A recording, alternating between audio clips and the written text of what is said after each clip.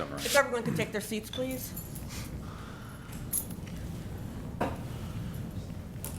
Okay, we are reconvening the regular meeting of the CUSD 201 Board of Education meeting. We started off with a closed session for the purpose of discussing the superintendent's evaluation. So we will now stand for the Pledge of Allegiance. Pledge allegiance to the flag of the United States of America and to the republic for which it stands, one nation, under God, indivisible, with liberty and justice for all.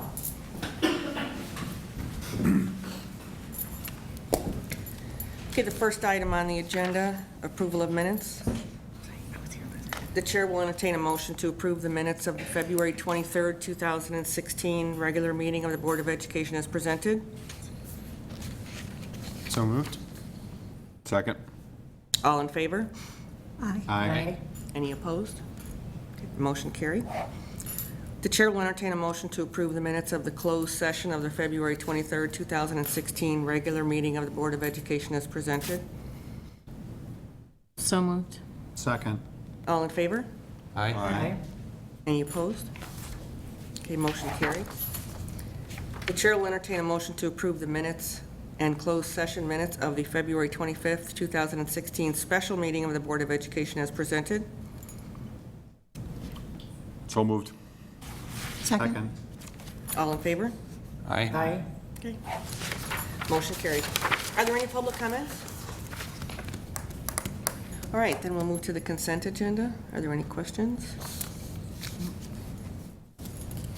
Okay, the chair will entertain a motion to approve the consent agenda as presented. Number 1, personnel recommendations. And number 2, approval of student tour requests. So moved.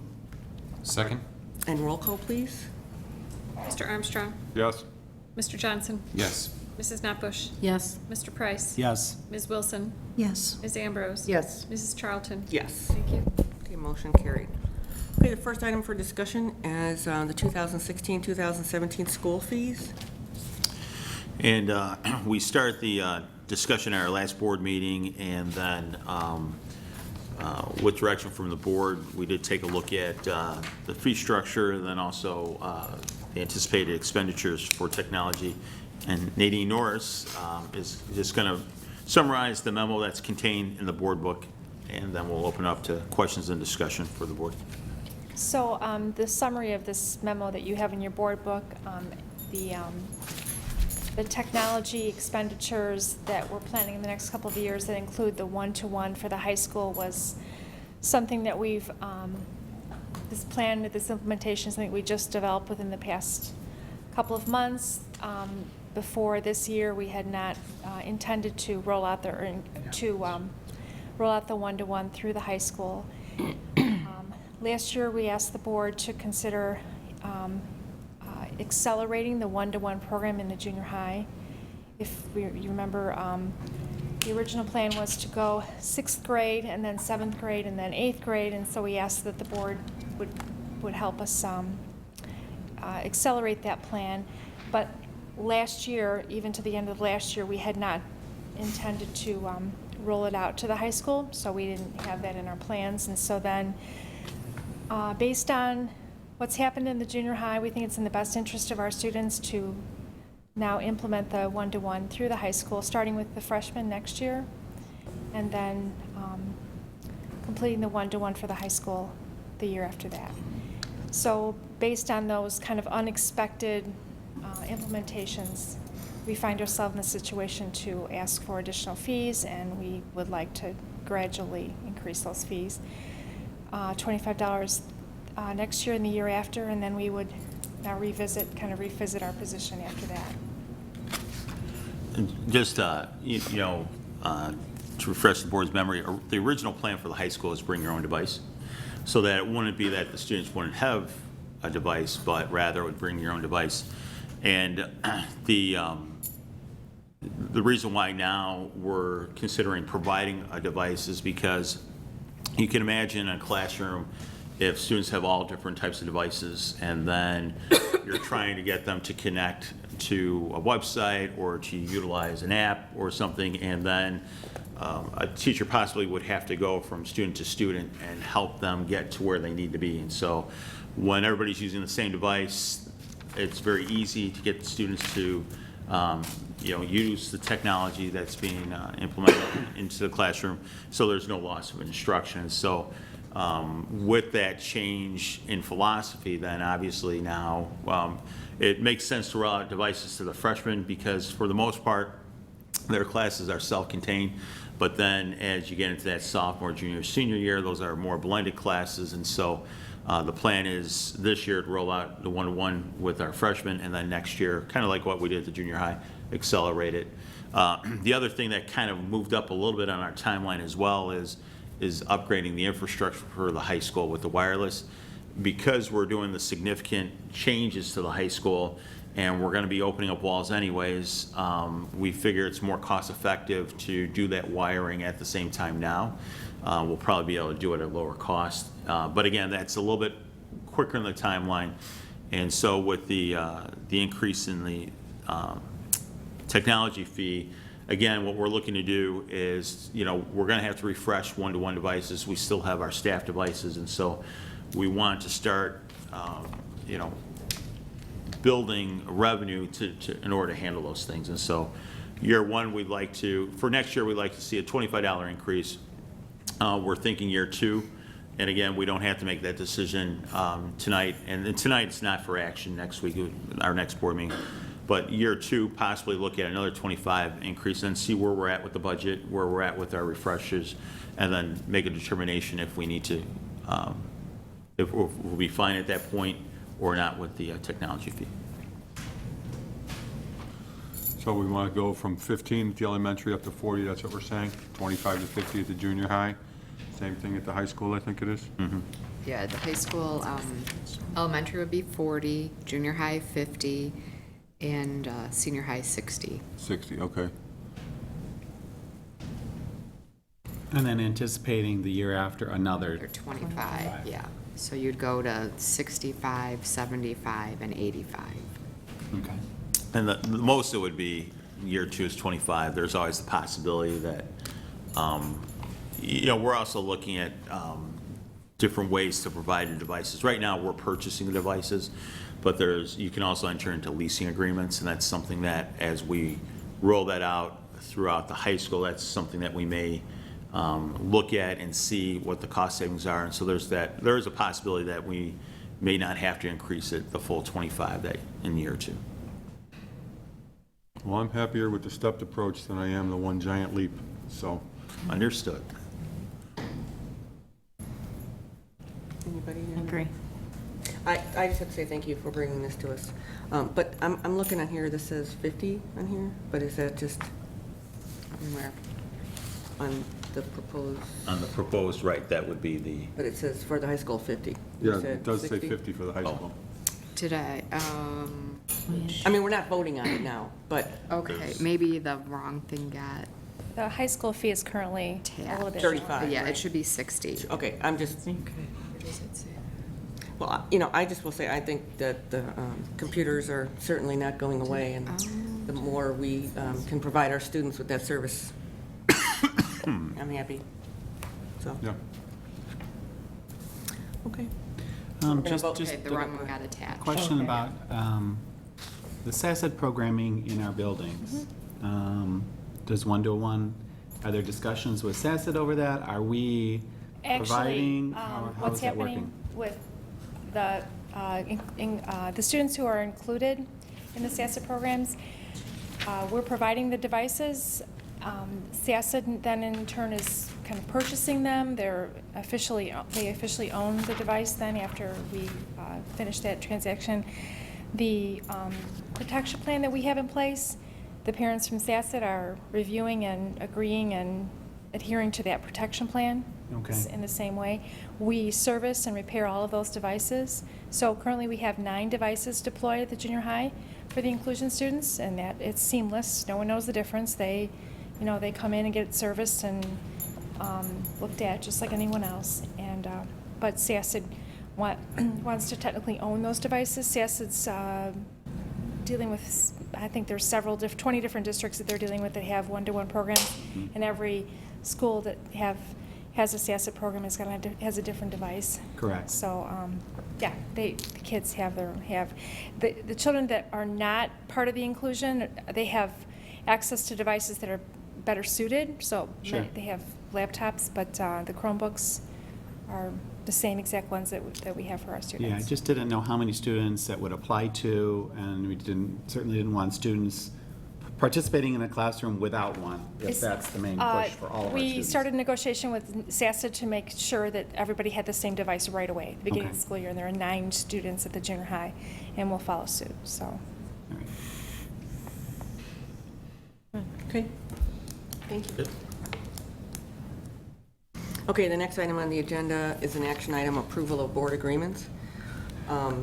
In the recent past, the Board of Education has participated in a self-evaluation and with Barbara Toney of the IASB, and it was I would say, a great experience for all of us.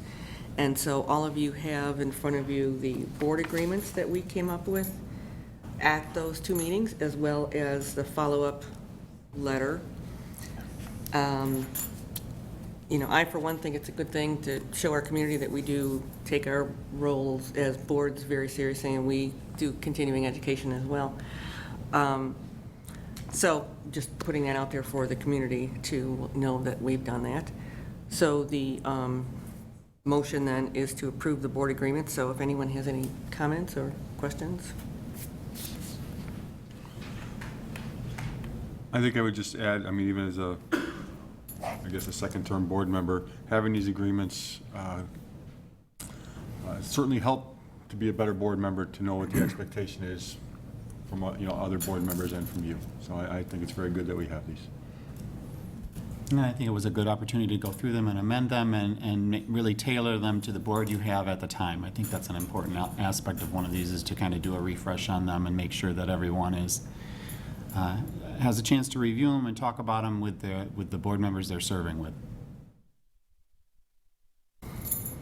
Okay, any other comments? Then the chair will approve a motion to approve the board agreements as presented. So moved? Second. All in favor? Aye. Any opposed? Okay, motion carried. No, because money. The next item is superintendent's report. And just quickly with regards to the board agreements, the new board agreements will be posted on the website under the board section of our website. So they are included in our board book tonight, but for anybody who would like to see those or ever periodically review those will be on our website.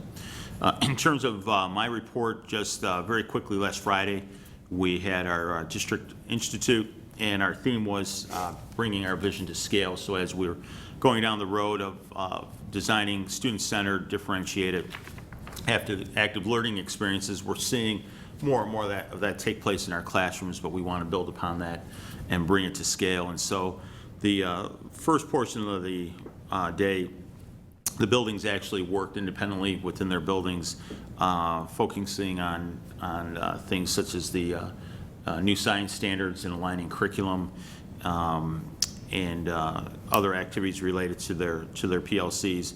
Once we all got together as a district, there were several topics that teachers could identify that they'd like to find out more information about.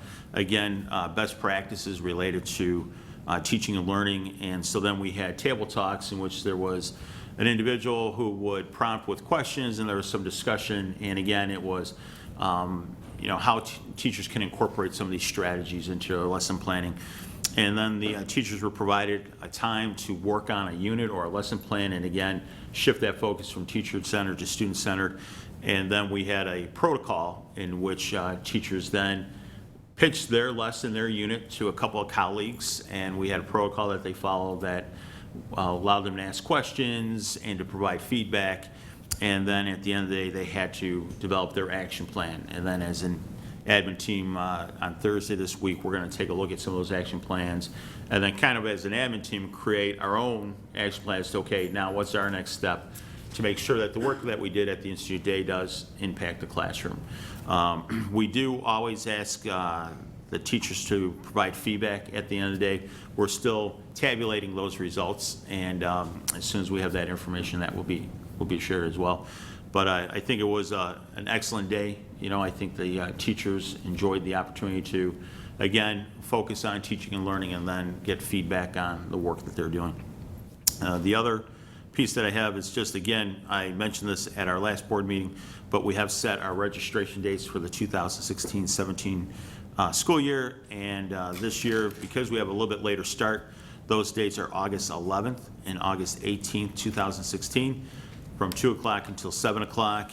And we are, again, conducting registration at the junior high. If that doesn't fit our family's schedules, they're on vacation, or they have a conflict, they can always contact their child's school and make arrangements to complete the registration process there as well. And then shortly after July 1, we open up the Skyward for? Probably like mid-July. Mid-July, and so we'll send out information to parents, but they can start that pre-registration process. Kevin, do you know when, unless it already has summer school information, will be going to the families to sign up? It's posted right now on the website, and I think I'll have to check. We start registration in March, and so right before then we'll be sending out the blast to remind parents. So we'll get that information out.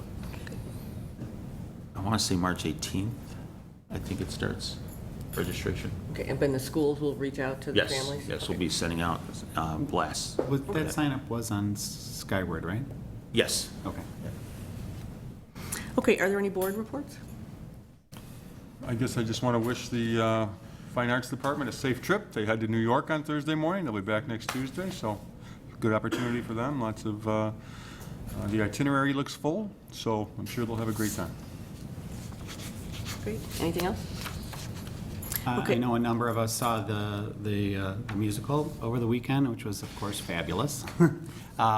Really great production and real large cast. I was surprised to see the number of kids that participated, so it was a great show, and I know it was well attended, at least from my perspective. It seemed really, really crowded Saturday and Sunday when I was there, so nice job. Yep, I have to say that also. It's really fabulous. Very impressive. Okay. Then are there any other public comments?